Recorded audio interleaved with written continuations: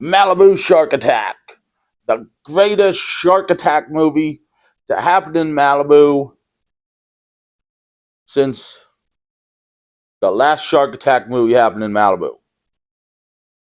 And even as a Barbie character named Jenny, who's doing community service hours because she ripped off a department store. It is the greatest shark attack movie to happen in Malibu since I remembered Malibu was in California, which was when the movie started. And of course, it has some guy with a chainsaw in it. Chainsaw Man! Okay, it starts with people on a beach. And we see a bunch of women in bikinis on a beach. And then we meet the lifeguards, including Doug, who's going to go on a hunting trip and has a gun at the lifeguard station. I didn't think that was allowed because that's what Baywatch told me. But apparently, Malibu is so crime-ridden that you need guns at lifeguard stations. Barb, whose boyfriend just asked her to marry him. Heather, who's quitting because her and Chavez, the head lifeguard, just broke up. And now she's dating Colin, who is building a building on the other end of the beach, along with his crew, who are actually big-time characters in this movie, so we need to know them too. And Chavez, who is Chavez, the head lifeguard. And of course, there's Jenny, who's like our Barbie character. And there's an earthquake that wakes up these sharks who are eating people, but only like 3 or 4 people before we find out there's a tsunami coming due to the earthquake off the coast of Malibu. Which, if there's an earthquake off the coast of any island or place, there's probably going to be a tsunami. So I don't know why they didn't figure this out sooner. Maybe it's just because the movie is badly written. So there's a tsunami, so they go to clear everybody. But Jenny decides to help clear people when Doug tells her to go. And Colin and his crew decide to stay behind to help the buildings stay buildings. So it's not built yet. They want to keep the tools and help the buildings stay in good shape. So they tie themselves to the walls with the tools and go, if it takes it down, it's going to take me down. No, they don't actually do that. But I don't get their thinking here. But anyways, so the lifeguards and Jenny and Barb's boyfriend Brian, fiance Brian, hide in the lifeguard shack. Colin and his crew hide in the building. Colin and his crew are completely unscathed. They don't even have water up to their ankles where they're hiding.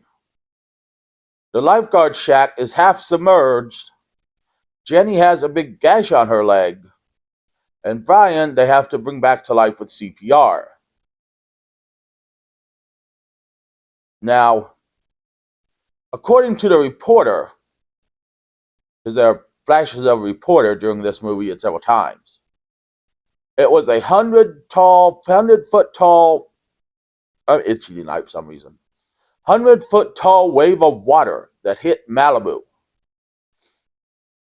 Now, I've never seen a lifeguard shack on a California beach before, but I'm pretty sure they're smaller than 100-foot tall. And this is a 3-4 story building. And It may be over 100 foot tall. I'm not sure the dimensions of buildings because I've never built a building. I'm not an engineer, nor am I an architect. But from what I know about buildings, each floor is about 10 foot tall. So I'm guessing maybe the building's about 45, 50 feet tall. So the building should have been completely submerged with water at one point, and so should have the lifeguard shack. But neither one was. So we're just going to forget that. And then there are these giant killer sharks. Now these we find out are goblin sharks, prehistoric goblin sharks that were awoken from the earthquake. Because what other kind of sharks do we need? I mean, it can't be regular sharks. You have to have prehistoric goblin sharks. They can't see, but they can hear good, and they can smell good, and they have sonar.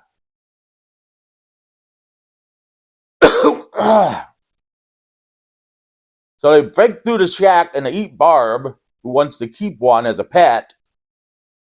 And so then Brian's distraught and doesn't want to do anything but die. And so then the team kills a shark, but they're out of bullets because apparently Doug does not keep a ammunition box handy in the shack, which he probably should have. Malibu's so crime-ridden, he needs a gun with him.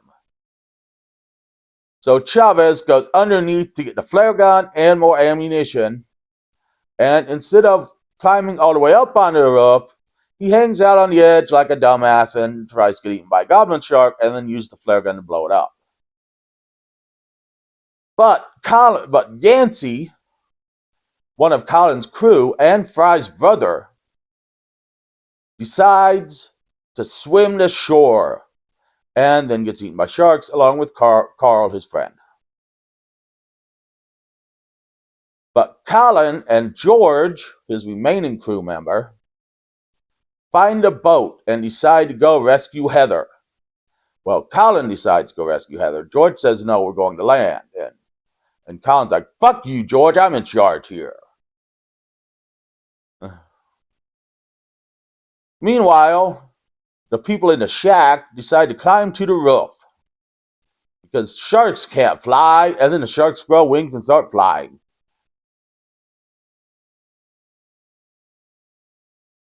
But Colin gets there with his boat, and they rescue them. But then the boat runs out of gas, as George tells Colin it would do. So they drift into Colin's construction site, and Brian sacrifices himself to get the sharks off them so they can get in.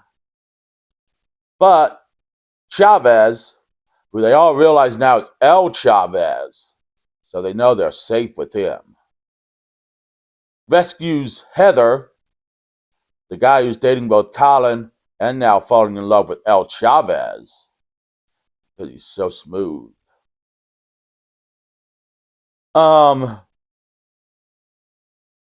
They get in a car, and El Chavez makes his way to a tool shed and gets a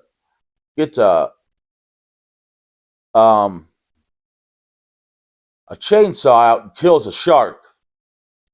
But there are two sharks, but there's a shark in a building with Jenny, Doug, and Colin. Jenny and Doug take a nail gun and a circular saw to it, and then Colin blows it up with something in his bag. Now, we don't know what it is, but I assume it's a penis pump laced with dynamite. Now, this definitely isn't for kids now, considering I mentioned a penis pump.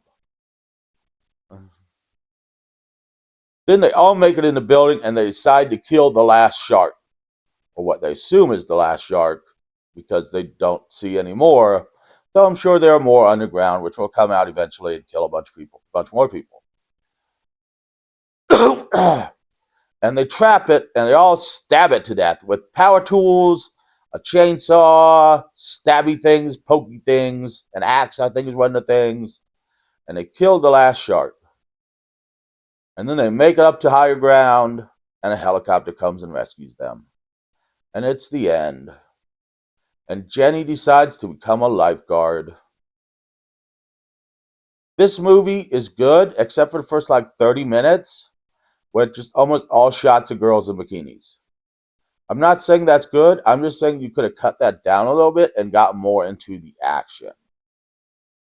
I mean, I like girls in bikinis, but if I want to watch 30 minutes of girls in bikinis, I can look at my Sports Illustrated swimsuit issue. I can watch this porn DVD I have called Wet and Wild. I mean, there's something else I'm going to watch which features girls in bikinis.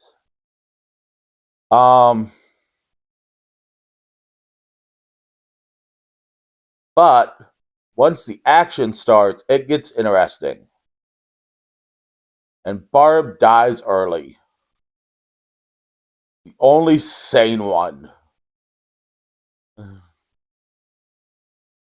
And Heather is annoying as hell because she's supposed to come off as a strong woman, yet all she does, she has instances of being strong, but when there are sharks around, all she does is scream and cry. Other than that, this movie is pretty good. It's got some good shark action. Not a lot of people die. The love triangle is never really resolved. And you're kind of rooting for Jenny because Jenny finds inner strength and helps kill sharks. Join me next week where we're going to talk about NWA Invasion of WWF. And we're going to do the movie The Church, which I've been wanting to do for a while. But I don't like doing two Tubi movies in a row because their commercials get on my nerves. See you next week.